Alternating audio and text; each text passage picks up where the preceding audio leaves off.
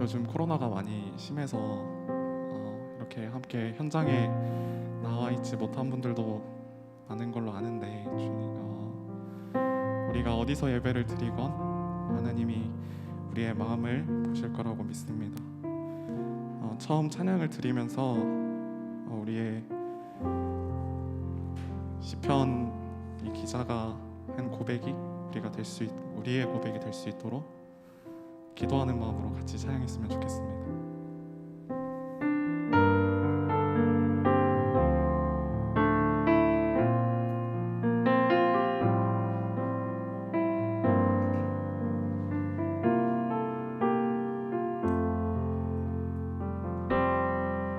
주님, 내가 주의 장막을 사모합니다. 오직 주의 임재를 갈망합니다. 주의 집에서의 하루가 다른 곳의 첫날보다 좋으니 주 사랑 안에 머물며 사랑 노래합니다. 주님, 내가 주의 장막을 사모합니다. 오직 주의 임재를 갈망합니다. 주의 집에서의 하루가 다른 곳의 첫날보다 좋으니 주 사랑 안에 머물며 사랑 노래합니다.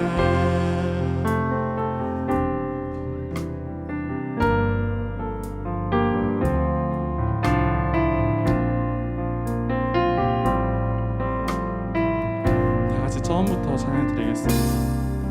주님, 내가 주의 장막을 사모합니다. 오직 주의 임재를 갈망합니다. 주의 집에서의 하루가 다른 곳의 첫날보다 좋으니 주 사랑 안에 머물며 한 번 더 찬양 드릴까요? 주님, 내가 주의 장막을 사모합니다. 오직 주의 임재를 갈망합니다. 주의 집에서의 하루가 다른 곳의 첫날보다 좋으니 주 사랑 안에 머물며 사랑 노래합니다. 나의 평생에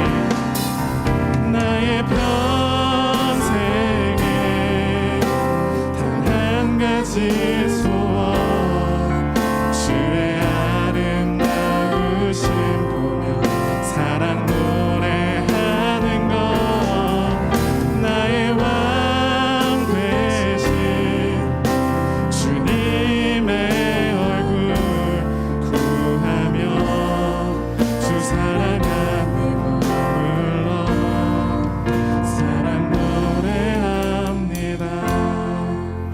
이제 노래가 다들 익숙하시죠? 다시 처음부터 찬양 드리겠습니다. 주님, 내가 주의 장막을 사모합니다. 오직 주의 임재를 갈망합니다. 주의 집에서의 하루가 다른 곳의 첫날보다 좋으니 주 사랑 안에 머물러 사랑 노래합니다. 나의 평생에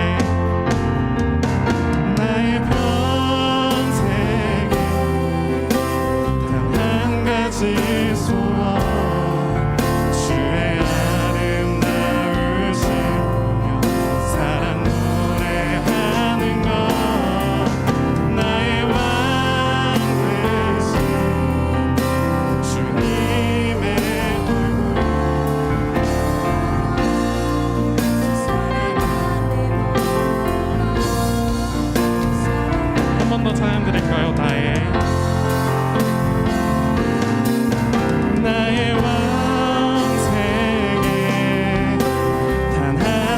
가지 소원 주의 아름다우신 보며 사랑 노래하는 것 나의 왕 되신 주님의 얼굴 구하며 주 사랑 안에 머물러 사랑 노래합니다. 아멘. 다음 찬양 들으실 텐데 다음 찬양 들으실 땐 다 같이 일어나서 찬양 드렸으면 좋겠습니다. 이 찬양이 많이 안 익숙할 수도 있는데 오늘 말씀을 묵상하면서 생각난 곡이라 넣었습니다.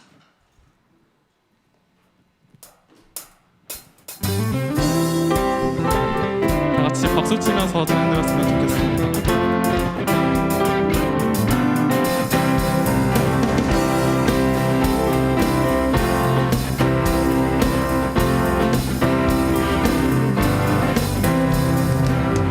세상에 가득한 소리가 내게 갈 수 없다 말하고 끝을 알 수 없는 어둠에 내 맘은 들려도 반복된 수많은 실수가 나를 주저하게 만들고 감당하지 못할 두려움이 내 맘을 꺾어도 세상의 소리에 흔들릴 때도 순종하며 가네 그의 길 위에 내 마른 내 삶에 부으신 사랑 내 안에 머금고 나의 실패 속에 넘어질 때도 순종하며 가네 그의 길 위에 부르신 그곳에 몸을 두어 걸어가네 맡기신 그 길을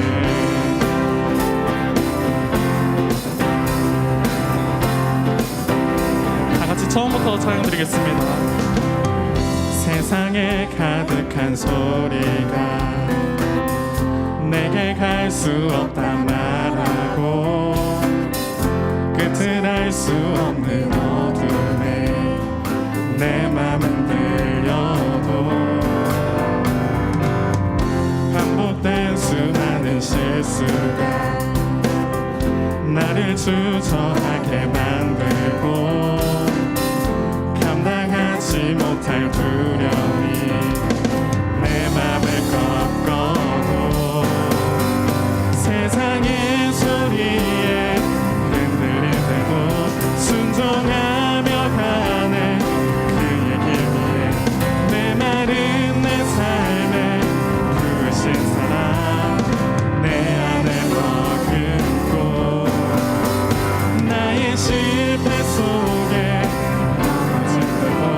순종하며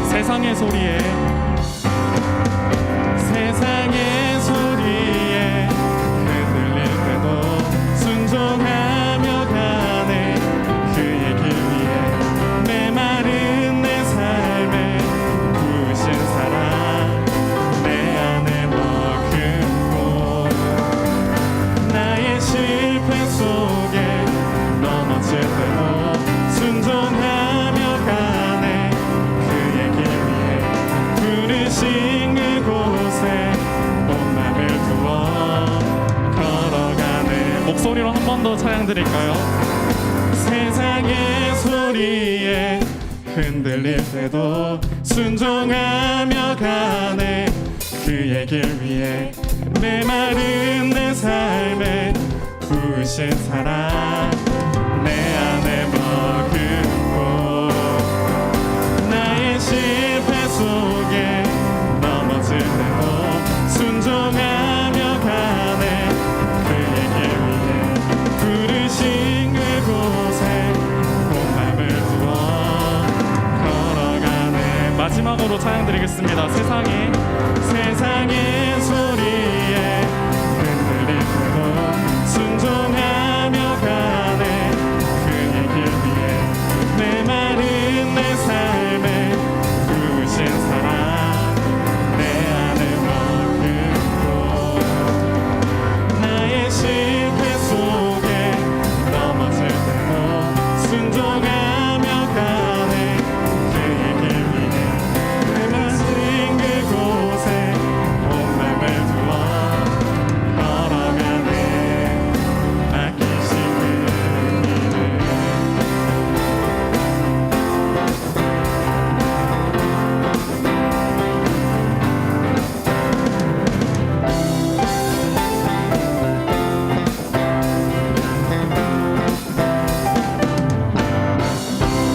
네.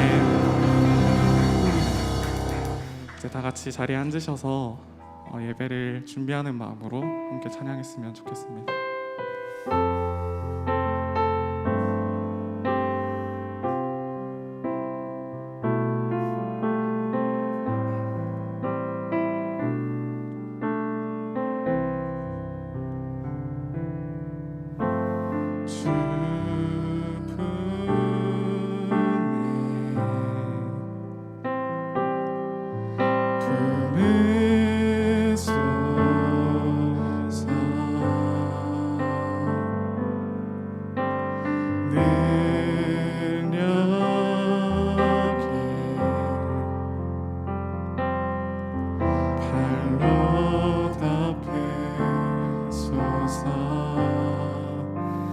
거친 파도 날 향해 와도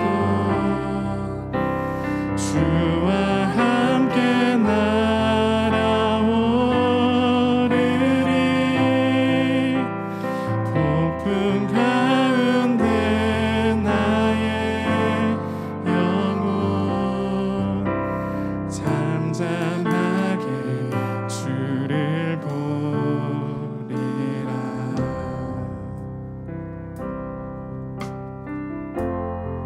주님 안에 나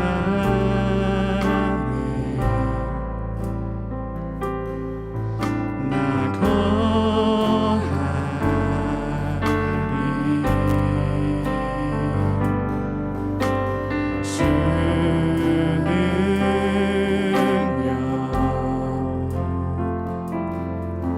나 잠잠히 믿네.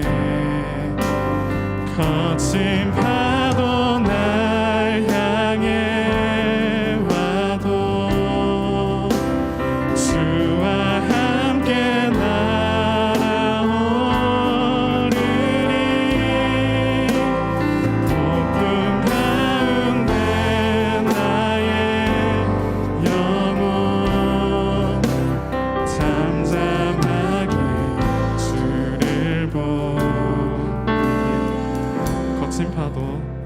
거친 파도 날 향해 와도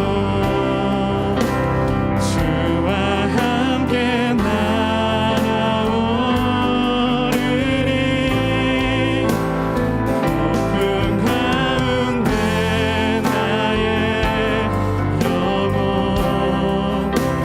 잠잠하게 주를 거친 파도 날 향해 와도 주와 함께 날아오르리. 폭풍 가운데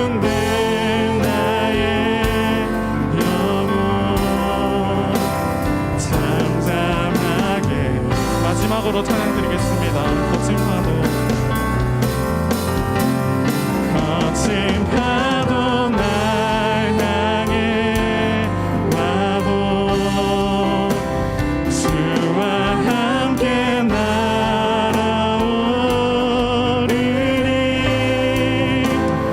폭풍 가운데 나의 영혼 잠잠하게 주를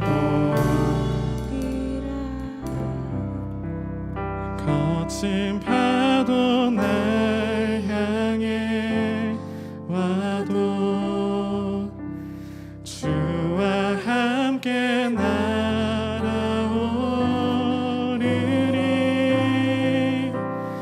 폭풍 가운데 나의 영혼 잠잠하게 주를 보리라. 다 같이 대표기도자 나오실 때까지 함께 기도하면서 예배를 삼아있으면 좋겠습니다. 기도드릴 때 이곳에 함께하지 못한 지체들을 위해 그리고 예배를 위해 함께 기도드렸으면 좋겠습니다. 다 같이 기도드리겠습니다.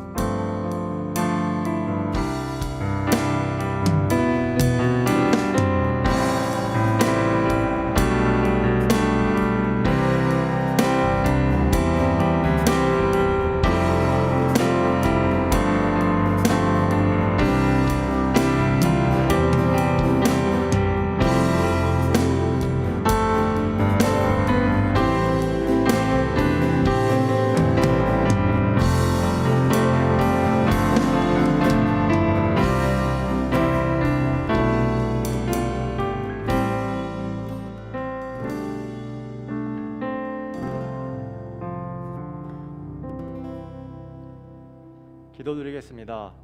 사랑이 많으신 하나님 아버지, 저희를 위해 사랑으로 세상을 계획하시고 또 그 계획 안에 저희가 이 자리에 모이게 해주심에 감사드립니다. 저희가 이 자리에 모여 주님에 대해 생각할 때 주님이 주시는 사랑을 느낍니다. 그러나 주님이 저희를 사랑하심에도 저희는 나약하고 모순되었기 때문에 세상을 살아갈 때 주님의 감사함을 잊고 주님의 계획에서 벗어나 저희가 원하는 방향으로만 세상에 존재하기를 선택할 때가 많습니다. 주님, 저희를 불쌍히 여겨 모순된 저희를 용서해 주세요. 곧 있을 목사님의 설교 말씀에 저희의 귀를 열어주어 세상을 살아갈 때에도 주님에게 저희의 진심이 정조준될 수 있도록 도와주세요. 이 모든 말씀 예수님의 이름으로 기도드립니다. 아멘.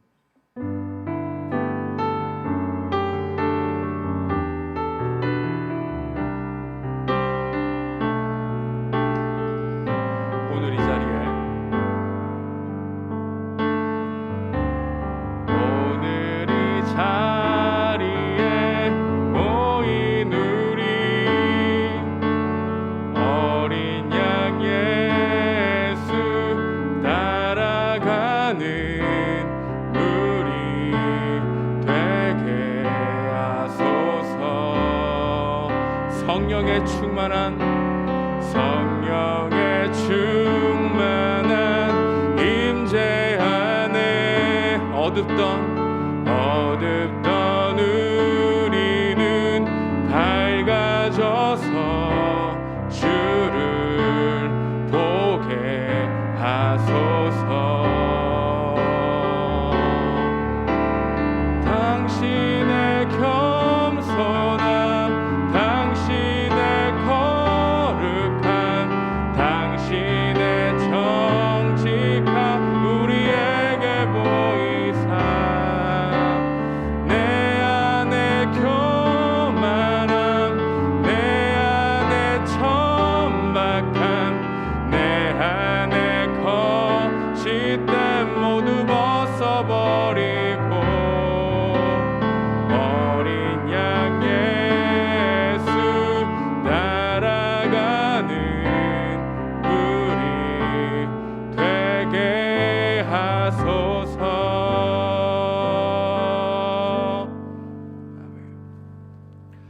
오늘 선포될 하나님의 말씀은 누가복음 7장입니다. 여기 누가복음 7장 우리 18절에서 35절까지의 말씀인데 오늘 18절에서 23절까지의 말씀만 오늘 교독하도록 하겠습니다. 하나님의 말씀 받들어 읽겠습니다. 요한의 제자들이 이 모든 일을 그에게 알리니 요한이 그 제자 중 둘을 불러 주께 보내어 이르되 오실 그이가 당신이오니이까 우리가 다른 일을 기다리오리이까 하라 하매 그들이 예수께 나아가 이르되 세례 요한이 우리를 보내어 당신께 여쭈어 보라고 하기를 오실 그이가 당신이오니이까 우리가 다른 일을 기다리오리이까 하더이다 하니 마침 그때 예수께서 질병과 고통과 및 악귀 들린 자를 많이 고치시며 또 많은 맹인을 보게 하신지라. 22절 예수께서 대답하여 이르시되 너희가 가서 보고 들은 것을 요한에게 알리되 맹인이 보며 못 걷는 사람이 걸으며 나병 환자가 깨끗함을 받으며 귀먹은 사람이 들으며 죽은 자가 살아나며 가난한 자에게 복음이 전파된다 하라. 시작. 누구든지 나로 말미암아 실족하지 아니하는 자는 복이 있도다 하시니라. 아멘. 있습니다. 화면이 나오죠? 됐습니다. 네.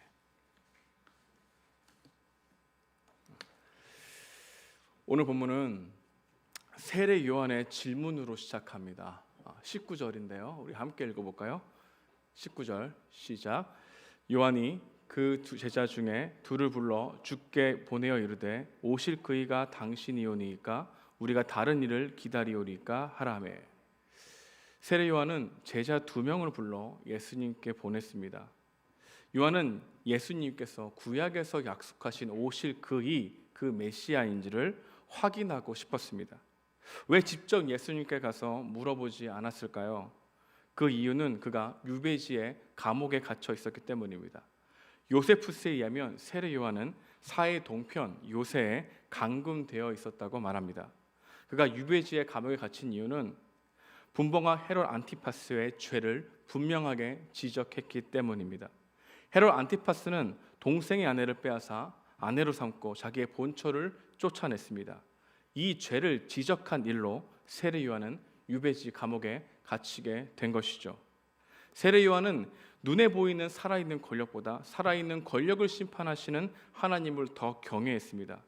그래서 그는 힘과 권력과 재력이면 다 된다는 가치관을 가지고 있던 헤롯에게 죄라고 말했던 것이죠. 그는 다른 종교 지도자들과 같이 거짓과 불의의 영혼을 팔지 않았습니다. 그만큼 깨어 있었던 사람이 요한이었습니다. 요한은 예수님을 보고 한눈에 알아본 사람입니다. 요한은 예수님을 보자마자 보라 세상 죄를 지고 가는 하나님의 어린 양이라고 확신했습니다. 그는 예수님을 보면서 제자들에게 나는 쇠하고 그는 흥해야겠다고 말하며 오실 그이 구약에서 계속 약속하신 메시아가 예수님이라고 확신했던 것이죠. 하지만 이런 세례 요한도 예수님에 대한 믿음이 흔들렸던 시간이 있었다는 것이죠. 세례 요한의 질문에는 예수님의 메시아에 대한 정체성을 의심하는 질문이라 할 수 있는 것입니다. 다시 19절을 함께 읽어보도록 하겠습니다. 시작. 요한이 그 제자 중 둘을 불러 주께 보내어 이르되 오실 그이가 당신이오니이까 우리가 다른 일을 기다리오리까 하라 하매 누가는 세례 요한도 흔들렸다. 그도 의심했다라는 이야기를 해주고 있죠. 하지만 예수님은 세례 요한의 의심에 꾸짖지 아니하셨습니다. 오히려 자세히 설명해 주는 방식을 선택하셨죠. 우리는 신앙생활을 하면서 의심과 믿음이 서로 대립된다고 생각하는 경향이 많습니다. 믿음이 있으면 의심이 흐려지고 의심이 선명해지면 믿음이 흐려진다고 생각하기를 좋아하는 것이죠. 그런데 성경은 그렇게 이야기하고 있지 않다는 겁니다. 성경은 의심하고 있는 것은 특별한 현상이 아니라 늘 우리 곁에 있는 현상이라고 말해주는 것입니다. 마태복음 14장에 보게 되면 갈릴리 호숫가에 믿음으로 발을 내딛는 이 베드로와 거친 파도와 풍랑 속에서 예수님을 의심하여 물에 빠지는 베드로의 모습이 함께 등장하죠. 믿음과 의심이 함께 있는 베드로가 보입니다.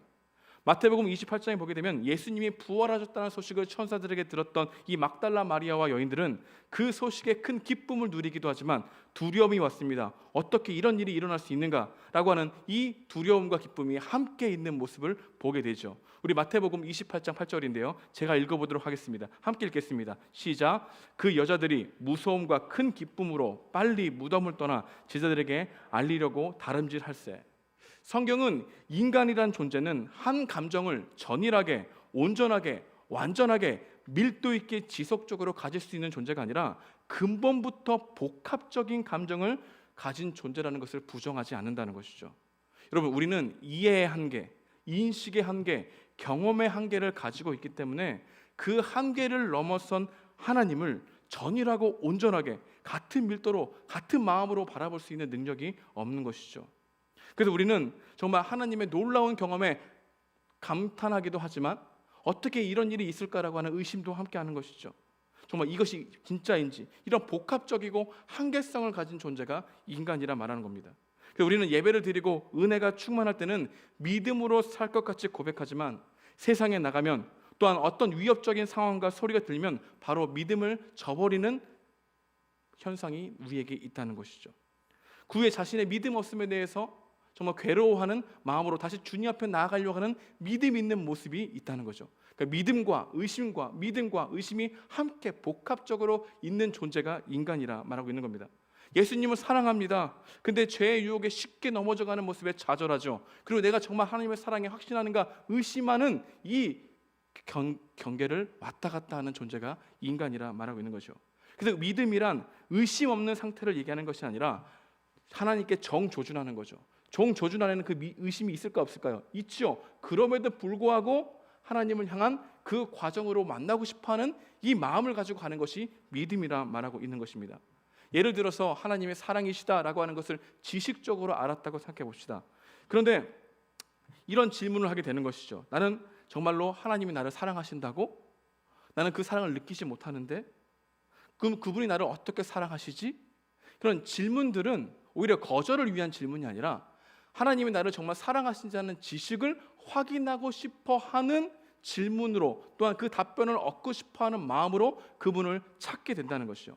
근데 이런 의심들은 오히려 믿음을 더욱더 확고하게 하는 의심일 수 있다는 겁니다. 그래서 의심이 디딤돌이 되어 하나님을 더욱 알게 되는 마음이 있는 거죠. 여러분, 저를 처음 만났을 때 저 사람이 정말 믿을 만한 사람인가? 저 사람은 정말 괜찮은 사람인가? 간을 볼 것입니다. 툭툭 던져보겠죠. 그 처음에는 나이스하게 여러분들의 나를 향한 마음을 숨길 수 있고 좋게 보일 수 있습니다.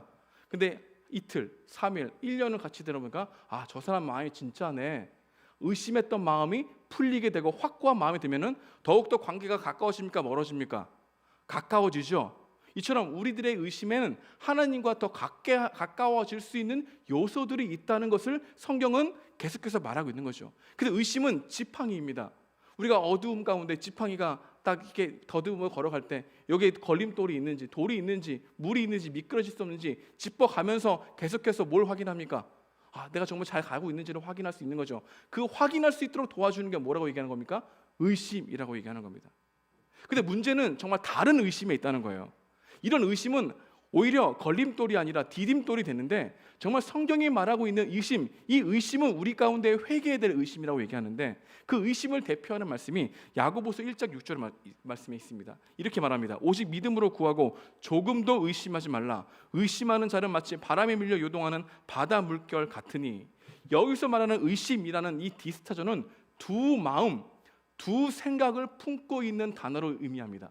그러니까 성경에 말하고 있는 의심 중엔 두 마음을 품게 하는 의심은 버려야 된다, 회개해야 된다라고 얘기하는 것이죠. 두 마음과 두 생각은 지체하게 하고 머뭇거리게 하는 요소라는 겁니다. 하나님과 물질에 대한 두 마음은 하나님을 의심하게 만든다는 거죠. 하나님과 돈에 대한 두 마음은 하나님이 우리의 삶을 채워주신다는 마음을 흐려지게 하는 겁니다. 그런 믿음을 흐려지게 하는 것이죠. 하나님과 자기 사랑에 대한 두 마음은 하나님에 대한 아름다움을 낮게 평가해요. 하나님이 이렇게 아름다우신데 라고 하는 그 하나님의 가치를 축소시키고 의심하게 만드는 게 두 마음이라 말하고 있는 것이죠. 그럼 믿음의 조상이라고 하는 아브라함을 한번 생각해 봅시다. 하나님이 아브라함에게 애굽에 내려가지 말라고 했습니다. 근데 기근이 왔어요. 근데 내려가고 싶어하는 갈등 가운데 조마조마하면서 하루하루를 살아가고 있었습니다. 근데 갈등이 점점 심화되어 갑니다. 근데 결국 그가 애굽으로 내려갔습니다. 하나님의 보호하심을 믿지 못했기 때문입니다. 그런데 이 믿지 못하게 했던 마음에는 두 마음이 있었어요. 어떤 마음이 있었냐면 하나님의 말씀을 듣고 싶어하는 마음도 있었지만 한편으로는 애굽의 기름진 땅 풍요로움이 있다는 소식 또한 들렸다는 겁니다. 애굽의 풍요로움이 들리기 시작하자 하나님의 보호하심을 믿지 못하게 하곤 의심이 생겨난 것이죠. 성은 이것을 의심이라고 얘기하지 않고 불신이라고 얘기합니다. 근데 의심과 불신 사이에는 뭐가 있다는 거예요? 두 마음이 있다는 겁니다. 두 마음은 하나님을 위한 거절을 위한 질문을 하지 하나님을 알고 싶어하는 질문을 하지 않는다는 거예요. 오히려 두 마음은 내 마음을 정당화시키기 위해서 하나님을 스스로 의심합니다. 하나님이 정말 이렇게 이럴 수 있어? 하나님이 나한테 이렇게 하실 거야? 라는 의심이 곧 나를 합리화하게 하는 의심으로 바뀌어지는 것, 이것을 성경은 불신이라고 얘기하는 거예요. 안 된다고 얘기하는 겁니다. 하지만 정말 그분을 알고자 하는 마음에서 나오는 의심들은 오히려 우리에게 디딤돌이 될 수 있다는 것을 얘기하고 있는 거죠. 여러분, 두 마음이 만들어내는 게 뭘까요? 두 마음은 반드시 여러분의 마음 가운데 냉담함을 만들어냅니다. 우리의 냉담함의 진짜 원인은 두 마음이 뿌리입니다. 냉담함은 또한 편견을 만들고 이 편견은 고정관념을 강하게 만듭니다. 그래서 우리 안에 두 마음이 없는지 살펴봐야 됩니다. 여기에서 냉담함이 오고 불신이 오는 거거든요.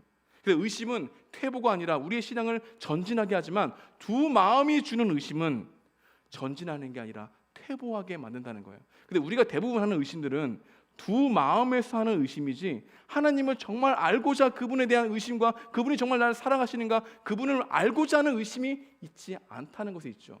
근데 오히려 우리 의심들을 제거하기보다는 이 의심이 안 좋아 묻어두는 경우 나중에 해결되겠지라고 생각하는 경향이 많은 거죠.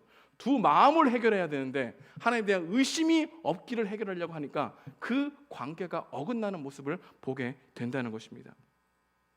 세례 요한이 예수님에 대한 믿음이 흔들렸던 이런 의심, 두 마음에서 나오는 게 아니었습니다. 예수님을 더 확실히 믿고 싶어하는 마음의 의심이었다는 겁니다. 그래서 제자들을 보낸 겁니다. 요한은 구약에서 예언된 이 오실 그 이에 대해서 한 차원 다른 견해를 갖고 있었습니다. 예수님의 모습이 요한이 생각하기에 메시아의 모습에 뭔가 부족한 모습이 있었다는 겁니다. 그게 무엇이냐? 누가복음 3장 16절과 17절에 말합니다. 우리 함께 읽어볼게요. 시작. 나보다 능력이 많으신 이가 오시나니 손에 키를 들고 자기의 타작마당을 정하게 하사 알 곳은 모아 곳간에 들이고 쭉저기는 꺼지지 않는 불에 태우시리라. 무슨 얘기입니까? 예수님은 메시아가 이 땅 가운데 오면 심판주로서 정말 공의와 정의를 세우실 일들을 펼치실 것이라고 하는 메시아를 꿈꿨죠. 근데 예수님이 하신 사역 가운데 병든 자가 치유되고 귀신 든 자가 나가고 너무 놀라운 사역들이 일어나는 것, 이것이 정말 예수님께서 구약에서 말씀하신 메시아구나라는 것을 인정했지만 왜 한편으로는 공의와 정의가 이루어지지 않지라고 하는 것을 의심이 들었던 겁니다. 근데 그런 가운데 예수님이 이렇게 제자들을 보내서 물어본 거죠. 왜 이런 의심이 생겼을까요? 자기의 모든 생명을 바쳐서 그분의 길을 예배했는데 자기 기대와 다른 모습이 있으니까 불안해지는 겁니다. 여러분, 자기 기대와 다른 하나님에 대한 상상은 오히려 우리 가운데 하나님에 대한 의심을 불러일으킬 수 있죠. 근데 그것을 우리는 말씀을 통해 살펴봐야 되는데 그냥 의심을 하는 것을 내버려 두는 경향이 많은 것이죠. 여러분, 세례 요한의 의심 때 제자를 2명을 보냈더니 열심히 보였듯이 여러분들의 의심이 왔을 때 그 의심을 해결하려고 하는 질문과 그런 부분들을 찾아 헤매는 것은 오히려 여러분들의 신앙생활에 디딤돌이 되지 걸림돌이 되지 않는다는 것이죠. 이러한 기대감이 다르자 무엇이 들리기 시작했냐면 예수님에 대한 소문이 들리기 시작했어요. 누구에게? 세례 요한에게. 근데 그 당시 예수님에 대한 소문이 어떠했냐면 33절에 보면은 이런 말씀이 있습니다. 제가 읽어보겠습니다. 인자는 와서 먹고 마시매 너희 말이 보라 먹기를 탐하고 포도를 즐기는 사람이요 세리와 죄인의 친구로다 하니. 이 소문을 누가 지금 언급하시는 겁니까? 예수님이 자기의 소문을 듣고 언급하신 거죠. 그런 예수님께 소문이 들렸다는 것은 곧 세례 요한이 지금 유배지에 있지만 그에게도 소문이 들렸다는 겁니까? 안 들렸다는 겁니까? 들어서 알게 되었다는 거죠. 그러니까 예수님이 세리와 죄인의 친구가 됐대. 그것은 예스야. 하지만 그들에 대해 잘못을 꾸짖고 나가는 이야기가 안 보이는 거지. 종교인들과 이런 정치적 권리자들에서 아닌 걸 아니라고 얘기하는 모습이 안 보이는 겁니다. 그런 모습이 보이지 않다고 생각하니까 마음 가운데 자신의 기대와 다르니 의심이 생겨서 물어보고 싶은 거죠. 이 물어보고 싶은 마음은 해결하려고 하는 겁니까? 아니면 거부하려고 하는 겁니까? 해결하려고 하는 것이었죠. 이렇게 세례 요한이 자신의 기대와 다른 모습이 보이자 이 안에 의심이 있게 돼요. 여러분, 우리들도 여러분 안에도 여러분이 기대했던 것이 이루어지지 않으면 하나님에 대한 의심이 있지 않습니까? 근데 오늘 본문을 보십시오. 그런 의심이 있을 때 하나님, 예수님께서는 어떠한 답변을 주시는지를 잘 살펴봐야 되지 않겠습니까? 오늘 본문에 보게 되면은 두 제자를 보냈습니다. 그리고 예수님께서 그 두 제자에게 세례 요한에게 이렇게 말하라고 답변을 했죠. 우리 함께 22절 함께 읽어보겠습니다. 시작. 예수께서 대답하여 이르시되 너희가 가서 보고 들은 것을 요한에게 알리되 맹인이 보며 못 걷는 사람이 걸으며 나병 환자가 깨끗함을 받으며 귀먹은 사람이 들으며 죽은 자가 살아나며 가난한 자에게 복음이 전파되라 하라. 예수님이 정말 그에게 준 것, 내가 심판자가로 왜 안 됐는지에 대한 설명이 아니라 다시 어디로 이끄시냐면, 자 제자들아, 너 가서 요한에게 보여줘. 네가 본 것과 네가 들은 것을 그대로 얘기해 주면 된다. 이렇게 다시 말씀으로 나가게 되는 거죠. 다시 말하면은 지금 너희가 보고 들은 것이 무엇인지를 요한에게 그대로 전해주라. 이 얘기는 지금 일어나는 현상들은 구약에서 오실 메시아에 대한 이야기를 그대로 또다시 예수님께서 보이신 거거든요. 너 봤지? 그냥 그걸 얘기해 주면 돼. 예수님은 지금 그의 오해와 의심을 풀어주려고 하는 게 아니라 다시 한번 정확하게 예수님, 하나님께서 예언하신 메시아가 어떤 모습인지를 말씀을 통해서 지금 그 말씀을 누구에게 주는 겁니까? 세례 요한에게 주기를 원하셨던 거죠. 그러니까 세례 요한이 궁금했던 질문에 대해서 답변하지 않으시고, 그 다음에 자신이 누구인지 증언과 진술이 아니라 직접 삶의 열매를 통해서 보여주심으로, 거봐, 말씀대로 이루어졌지? 의심은 말씀으로 다시 돌아가야지 해결되는 거야. 이 얘기를 하고 있는 겁니다. 의심을 내가 너에게 증언하고 내가 너에게 진술한다고 너희가 의심이 없어지는 게 아니라, 너희가 잘못 생각했고 너희가 미처 생각하지 못하는 것을 말씀에서 찾지 않으면 너희 의심은 해결되지 않아. 이 이야기를 하고 있다는 것을 우리에게 보여주고 있는 거죠. 그래서 예수님은 기록된 말씀을 꺼내 드셨습니다. 그리고 직접 그걸 보이신 거죠.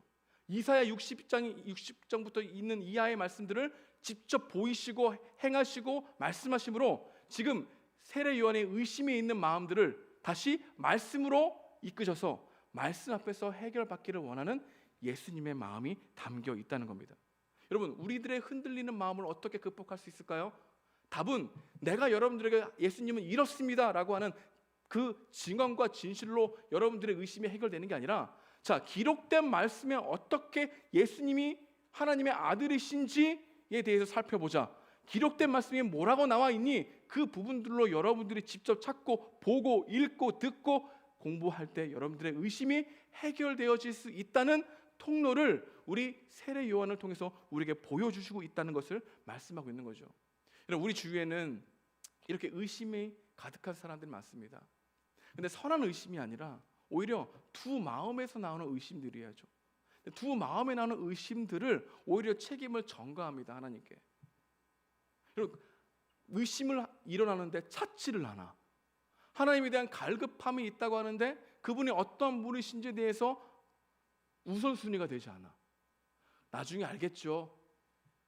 정말 사랑하는 사람에 대해서 궁금증이 생기면 그 사람의 궁금증을 해결하고 싶어하는 마음이 우리 안에 일어나야 될 텐데, 궁금하다고 하는데 찾질 않고, 하나님에 대해 의심이 있다는데 말씀으로 돌아가서 하나님께서 말씀하신 것을 통해서 그 결과와 열매를 보려고 하지 않는 우리의 마음이 누구와 같다는 겁니까? 세례 요한이 아니라 무리들과 종교 지도자들과 같다는 것을 말하고 있는 거죠. 그래서 그 다음 나오는 이야기가 종교 지도자들이 예수님을 의심하고 오히려 의심을 넘어서 냉담함으로 그를 죽이려고 했던 이 이야기들로 내용이 확장되어 간다는 것을 볼 수 있습니다. 아까 예수님에 대한 소문, 예수님은 먹기를 좋아하고 탐하기를 좋아하는 사람이다. 이 소문은 종교 지도자들이 퍼뜨린 소문입니다. 그리고 이 소문으로 인하여 선동받는 무리들이 이것을 그대로 믿었습니다. 여러분, 이 모습이 우리에게 보여주고 있는 거죠. 이 성경에 나온 우리들도 무리 아니겠습니까? 무리들은 의심에 대해서 해결하려고 하기보다는 종교 지도자들이 그렇게 말하는 것을 그냥 그대로 믿고, 그런가 보다. 먹는 걸 탐했어? 그러면 안 되지. 어떻게 세리와 죄인들이 함께 있을 수 있어? 그런 생각을 하고 예수님에 대해서 안 좋은 소문을 퍼뜨렸던 자들이 무리였다는 거죠. 이 무리는 언제나 상황에 따라 처신이 달라집니다. 우리가 무리예요. 통념에 사로잡힌 사람들이죠. 그래서 나쁜 사람들에게 이용당하기가 너무 쉬워요. 말씀을 왜곡합니다. 자신의 기대에 맞지 않을 때는 배척합니다. 자기의 기대가 맞지 않을 때는 의심하죠. 기대가 맞으면 환호합니다. 이런 무리들은 종교 지도자들의 조종을 받아서 언제나 자신의 기대에 맞지 않을 때는 배척하고 의심하고, 자신의 기대에 맞을 때는 환호하는 이 상황을 우리에게 보여주므로 너희들의 믿음은 어디에 있느냐? 세례 요한에 있느냐? 아니면 무리와 같이 선동당하고 너희 세상의 소리에 너희가 하나님이라고 하는 그분을 의심하고 그분에 대해서 조롱하는 것에 귀 기울여 듣고 있지 않느냐라고 말씀하고 있는 것이죠.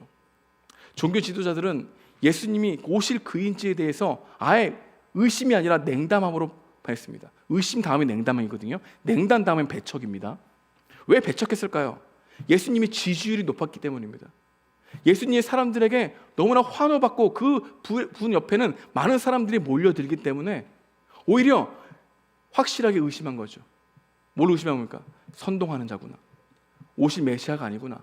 구약에 나타난 예수가 믿고 싶은 걸 믿게 되는 겁니다. 그 프레임에 꽉 갇혀서 받아들이지 않는 거죠.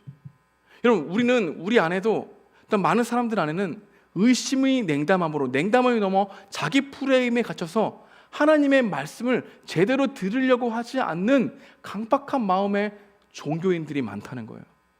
아니면 무리들처럼 관심이 없죠. 오히려 자기 기대에 맞으면 좋아하고, 자기 기대에 맞지 않으면 눈을 감고, 또한 자기 기대에 맞을 때는 믿는 척하지만 또 자기 기대에 맞지 않으면 하나님이 정말 살아계신가라고 하는 원망 섞인 소리를 내는 무리와 종교인 그 사이에 우리에게 세례 요한을 보여줌으로 말미암아 너희들의 의심이 어디 있느냐? 너희들의 의심이 두 마음에 있지 않느냐?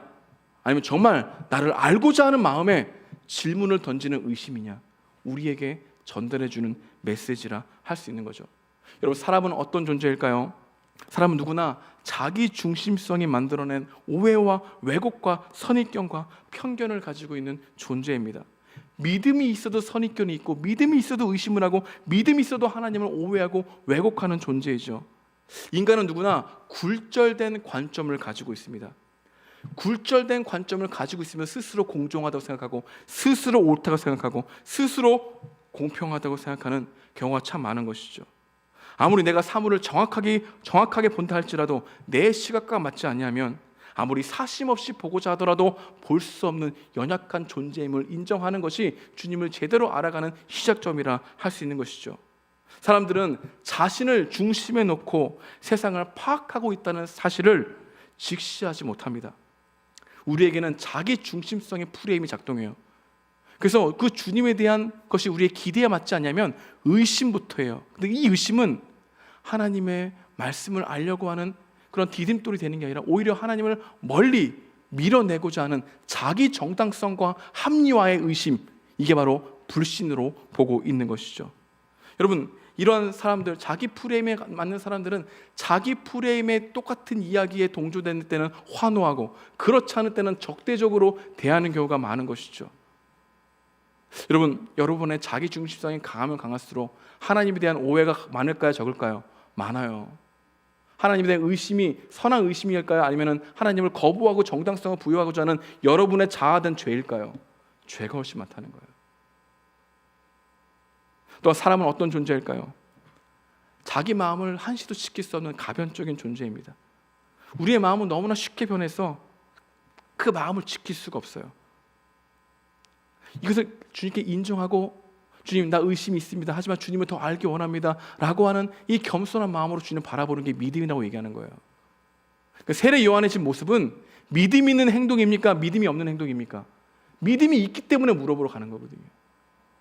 전 여러분들이 나오는 의심을 점검해 보길 원합니다. 나의 의심은 주님을 알고자 하는 의심인가? 이거를 해결하고 주님을 더욱더 믿고자 하는 의심인가? 아니, 이 의심은 혹시 두 마음에서 나오는 거 아닌가? 하나님과 물질과 겸하여 섬기고 싶어하는 마음에서 하나님을 축소시키고 싶어하는 나의 이 욕망에서 나오는, 나의 자아에서 나오는 의심이 아닌가? 이 부분들을 점검해 볼 수 있는 것, 이게 우리 안에 필요하다는 거죠. 마가복음 8장에 보게 되면 예수님이 제자들에게 이제 십자가와 고난과 죽음과 또한 부활하심의 이야기를 하셨습니다. 근데 이 이야기를 듣자 베드로가 나와서 항변합니다. 항변한다는 것은 거친 말로 안 된다고 얘기하는 겁니다.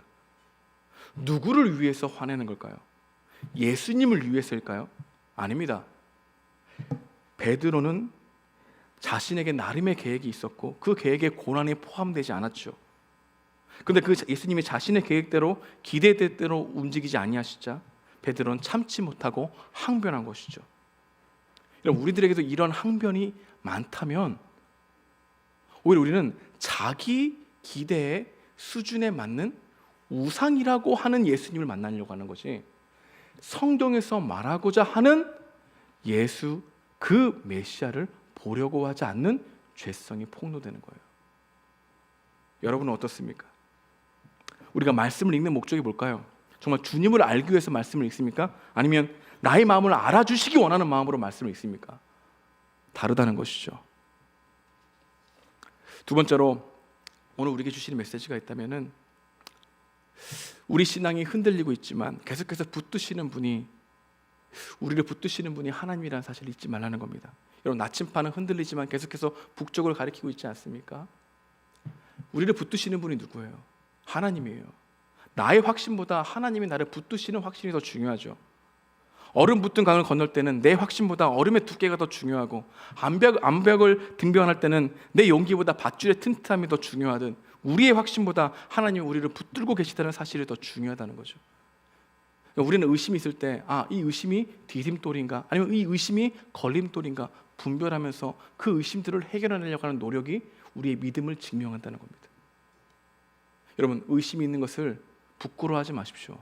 이 의심이 어떠한 의심인지, 두 마음에서 나오는 건지, 아니면 주님을 정말 알고 싶어하는 마음에서 나오는 의심인지 분별하면서 여러분의 마음을 잘 살피고 여러분의 마음이 의심을 넘어 주님을 알게 되는 이 기쁨이 여러분의 삶의 실제가 되길 주님의 이름으로 축복드립니다. 기도하겠습니다.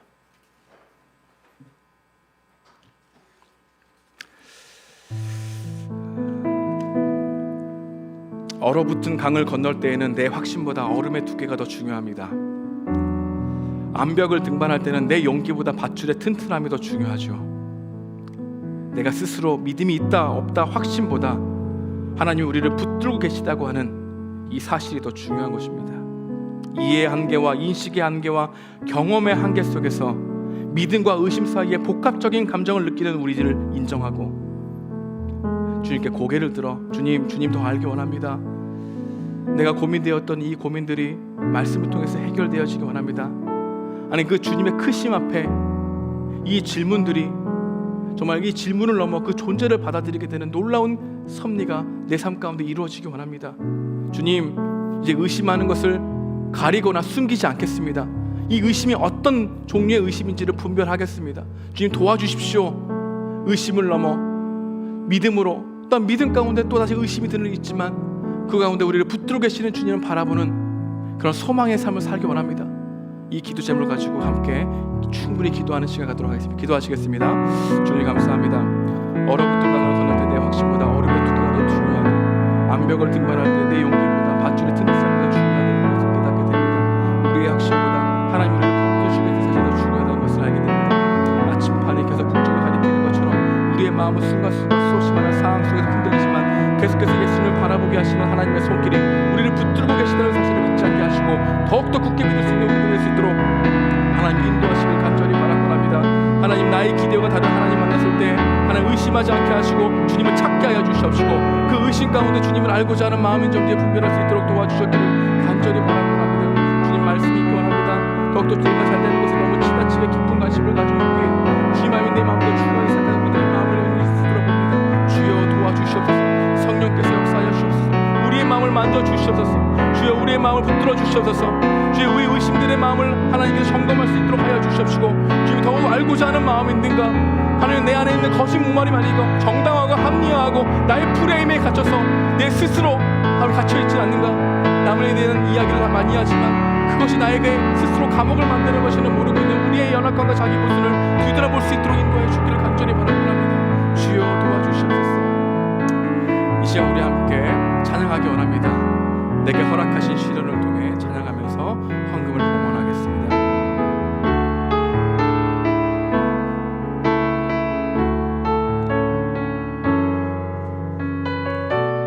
마음을 다해 찬양하겠습니다. 내게 허락하신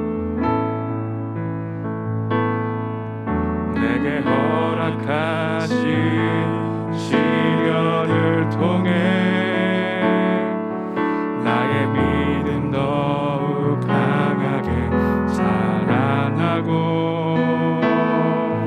험한 산과 골짜기 지나는 동안 주께 더 가까이 나를 이끄시네. 내가 겪는 시험이 어렵고 힘겨워도 내 주님보다 크지 않네. 내 앞에 바다가 갈라지지 않으며 주가 나로 바다 위 걷게 하니 나는 믿네. 주의 능력으로 내 삶 새롭게 되리. 나는 믿네. 주의 능력으로 담대히 나가리라. 주와 함께 싸워 승리하리라. 날마다 믿음으로 나 살아가리. 나는 믿네. 나는 믿네. 주의 능력으로 내 삶 새롭게 되리. 나는 믿네. 주와 능력으로 담대히 나가리라. 주와 함께 싸워 승리하리라. 날마다 믿음으로 나 살아가리. 할 수 있다 하신 주, 할 수 있다 하신 주, 할 수 있다 하신 주. 믿음만이 믿음만이 믿음만이 능력이라 하시네. 믿음만이 믿음만이 믿음만이 능력이라 하시네.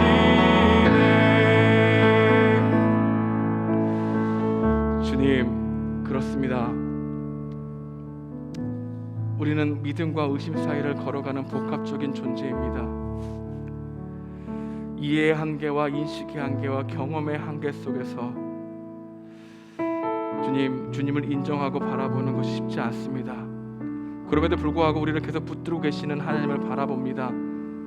얼어붙은 강을 건널 때 내 확신보다 얼음의 두께가 더 중요하듯, 암벽을 등반할 때 내 용기보다 밧줄의 튼튼함이 더 중요하듯, 우리의 확신보다 하나님 우리를 붙들고 계신다는 사실이 더 중요하다는 것을 믿기 원합니다.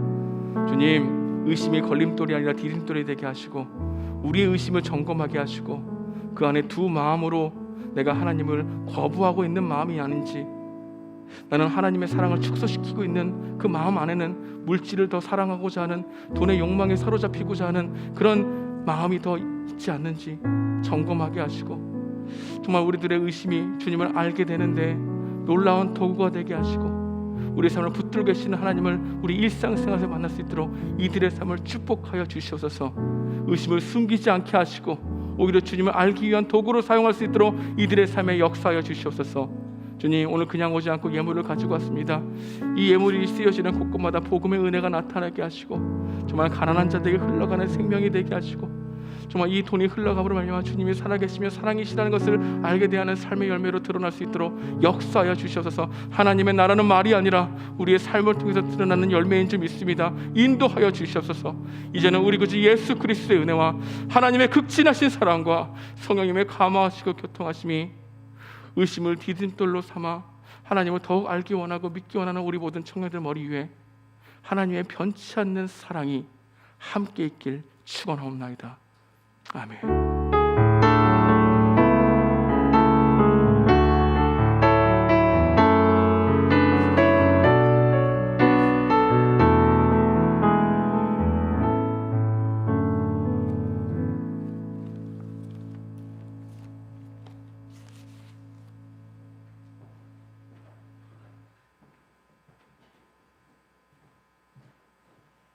네, 여러분 안녕하세요.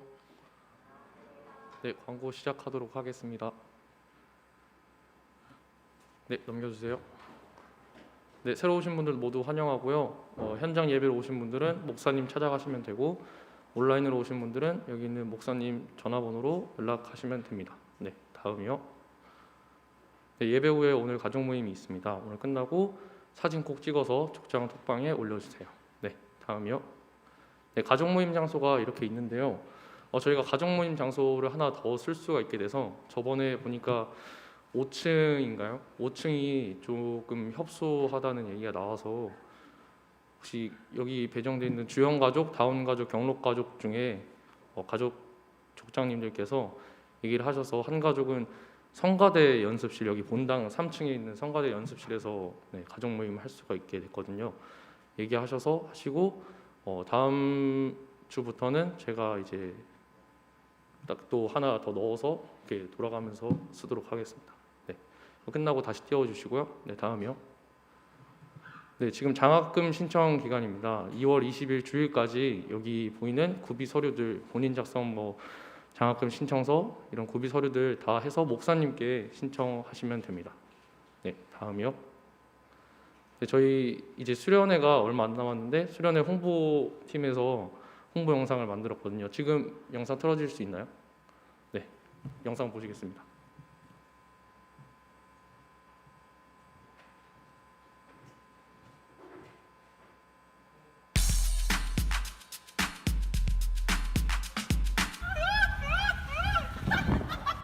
네, 안녕하십니까 시청자 여러분.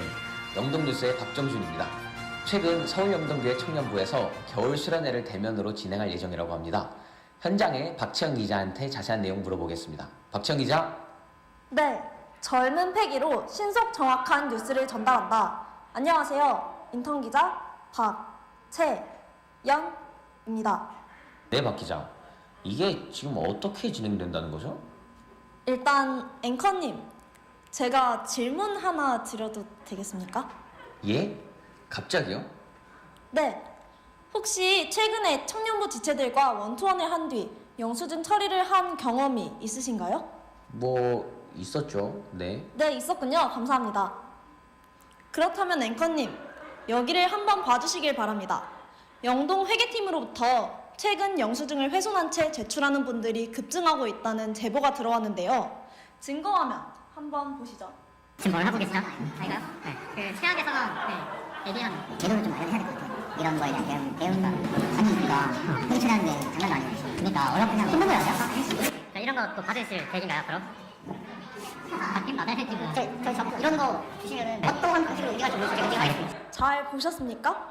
이처럼 식사 후 영수증 처리를 할 때 영수증이 구겨지거나 찢어져 있다면 회계팀이 크게 곤혹스러워하기 때문에 훼손하지 않은 채로 빠른 시일 내에 회계팀에게 전달해주는 것이 중요합니다. 그게 수련회 진행과 무슨 상관이 있죠? 네, 물론 깊은 상관이 있습니다. 왜냐하면 이번 수련회가 대면으로 진행되기 때문입니다. 2022년 서울 영동교회 청년부 겨울 수련회는 2월 10일, 11일, 12일 총 3일간 대면으로 진행됩니다. 주제는 십자가를 통과한 용기, 예수님의 방법으로 무너지고 예수님의 방법으로 일어서다. 먼저 첫째 날은 1시에 여는 예배로 시작합니다. 주요 일정으로는 레크리에이션, 이현준 SFC 대표 간사님의 특강, 저녁 식사가 있습니다. 둘째 날은 11시에 점심 식사로 시작합니다. 목요일 날 정해진 조와 함께 식사를 한 뒤 기모임, 조성봉 장로님의 특강, 박광리 목사님의 저녁 집회가 예정되어 있습니다. 첫째 날과 둘째 날은 이렇게 9시에 공식 일정이 끝납니다. 마지막으로 셋째 날은 11시에 점심 식사로 시작되며 주요 일정은 레크리에이션, 원투원, 러브 메신저가 있습니다. 마지막 날의 공식 일정은 6시에 끝이 납니다. 이처럼 수련회가 대면으로 진행되면서 조원들과 식사를 하는 시간이 포함되었기 때문에 식사를 한 뒤 영수증 처리를 깔끔하게 해주시는 것이 무엇보다 중요합니다. 그게 제일 중요한 건가요? 네? 대면으로 수련회를 하는 의의라든지 네. 아니 굳이 식사를 같이 하는 이유가 있을 거 아니에요. 네, 그쵸. 영수증 처리도 복잡하고 아직 코로나가 없어진 것도 아닌데 네. 대면으로 수련회를 하고 식사를 하는 이유가 뭐냐고요? 일단은 뭐 좋은 질문? 지적? 아무튼 뭐 감사합니다. 근데 일단은 그 앵커님께서 그 말씀하셨던 그런 부분에 대해서는 그러니까 그 부분에 하셨던 그 부분 있잖아요. 근데 그게 일단은 어쨌든 오랜만에 대면을 한다는 그런 의미를 일단 전 좀 아니 다시 그러니까 말씀을 지금 박 기자의 말은 그냥 오랜만에 한다 이거 말고는 의미가 없다는 거 아닙니까? 아니요. 저는 그런 의미가 그것밖에 없다는 그런 말을 전혀 하지 않았습니다. 일단 박 기자 말 똑바로 하세요. 박 기자 울어요? 생각 안 해봤지? 박 기자 야 말해야 될 거 아니야? 하고 싶지 않아요. 박 기자 야 네, 제가 말씀드리겠습니다. 넌 뭐야? 안녕하세요. 기상캐스터 지주영이라고 합니다. 기상캐스터요? BGM 지금 나오죠? 네, 복음 중심적인 공동체를 만들어 나가기 위해선 서로 간의 교제가 너무나도 중요합니다. 하지만 지금껏 지속되는 코로나19로 인해서 청년 일부 내에서 지체들을 만날 수 있는 기회는 현저히 적었습니다. 따라서 특별히 이번 수련회에 대면으로 원투원, 기모임, 저녁 식사 등을 통해서 참다운 교제의 장을 마련해보고자 하였습니다. 정부 지침 내에서 방역수칙을 철저히 지켜질 예정이니 걱정하지 않으셔도 됩니다. 네, 감사합니다. 정말 뜻깊은 수련회가 되겠네요. 수련회 참석 여부와 식사 여부, 구글 폼 작성 꼭 한 번씩 다들 부탁드립니다. 이상 영동뉴스였습니다. 지금 한다고? 아니야. 목에 말을 주나. 이해? 갑자기요?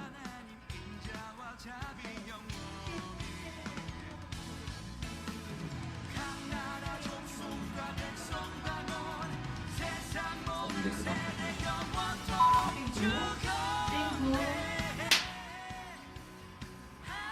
첫째 날과 둘째 날은 이렇게 9시에 공식 일정이 끝납니다. 마지막으로 셋째 날은 11시에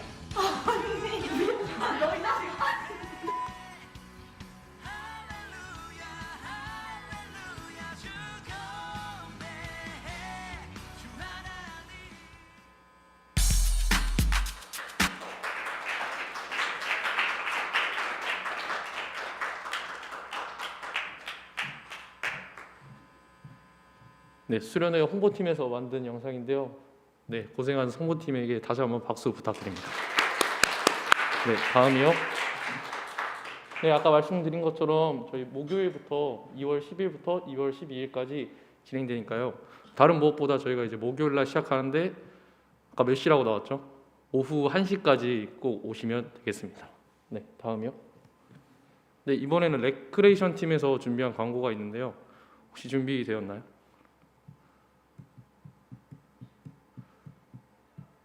네, 레크레이션 팀에서 나와서 설명해 주도록 하겠습니다.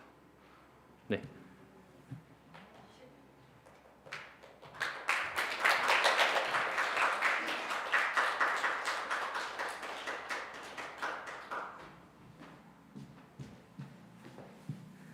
안녕하세요. 레크팀 권예진입니다.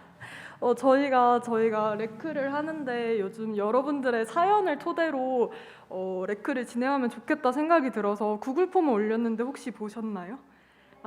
감사합니다. 구글 폼을 통해서 총 2가지 사연을 받고 있습니다. 첫 번째는 이제 청년부원들 칭찬하기입니다. 그래서 청년부 속에서 좀 자기가 감동을 받았던 일, 아니면 정말 고마웠던 일들이 있으신 분들은 칭찬 구글 폼에 작성해 주시기 바랍니다. 그리고 두 번째는 흑역사 자랑 대회인데요. 정말 부끄럽지만 어디 가서 말하지 못했던, 근데 너무나도 재밌어서 꼭 말은 하고 싶은데 말은 못했던, 뭔지 알죠? 약간 그런 느낌의 부끄럽지만 재미있는 이야기들을 적어주시면 저희가 교회 공동체 안에서 사랑으로 품어드리고 위로를 해드리는 시간을 가져보도록 하겠습니다. 저희가 상품들도 많이 준비를 했으니까 많이 참여해 주시기 바랍니다. 감사합니다.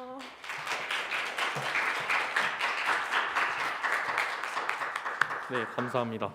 네, 다음이요. 네, 오늘 가족 모임 할 때까지 해서 오늘 이제 수련회 수요 조사를 마감하려고 하거든요. 이제 이후로는 가족장님께 직접 말씀하시거나 아니면은 대표진을 통해서 또 이제 수정이 되거나 아니면은 뭐 변경되는 사항들을 말씀해 주시면 저희가 반영하도록 하겠습니다. 네, 다음이요. 네, 저희 1월 생일자가 좀 많았는데요. 여기 차권일 형제, 박종빈 형제, 고혜은 자매님, 문소정 자매님, 전은영 자매님, 박희준 형제, 김원 형제, 박재현 자매님, 정신영 자매님, 이지은 자매님, 이동희 형제님, 서정원 형제님 이렇게 해서 생일자들이 있었습니다. 지나가면서 만나시면 생일 축하한다고 말씀해 주시고 설 연휴가 있었으니까 생일 축하한다고 말씀해 주시고 가족장님들께서 챙겨 주셨으리라 믿습니다. 네, 다음이요. 그럼 저희 인사하고 마치도록 하겠습니다. 다음 주에 만나요. 안녕.